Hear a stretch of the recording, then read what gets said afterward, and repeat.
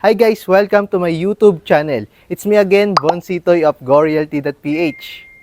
For today's video, ipifeatured natin tong bago nating listing dito sa Laguna Bel Air 2. Laguna Bel Air guys is located in Santa Rosa, City of Laguna.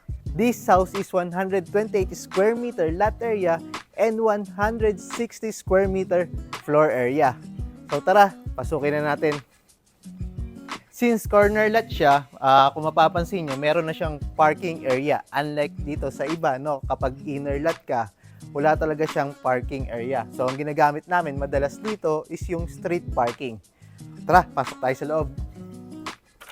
Kung mapapansin nyo, very spacious yung ating loob. So guys, ito yung magiging living area natin. Ang maganda dito, katabi niya lang yung first bedroom. Perfect na perfect to. Kung may kasama kayong lolo, lolas, pwedeng-pwede sila dito.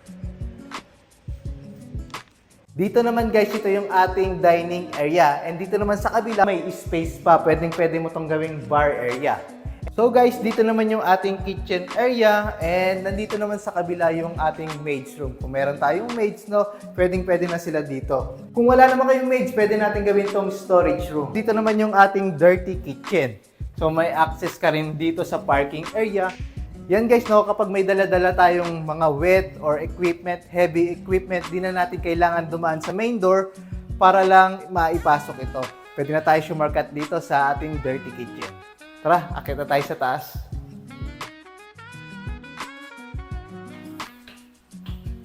Yan guys, nandito na tayo ngayon sa second floor. And ito naman, nabubuksan kong unang pinto, ito yung ating common CR. Sa both side, no, ito yung ating 2 bedroom dito sa taas. Tara, unahin natin itong kabila. So, yes guys, this is our first bedroom dito sa taas. Tara, punta naman tayo sa kabila. So guys, this is our second bedroom. Total of 4 bedroom.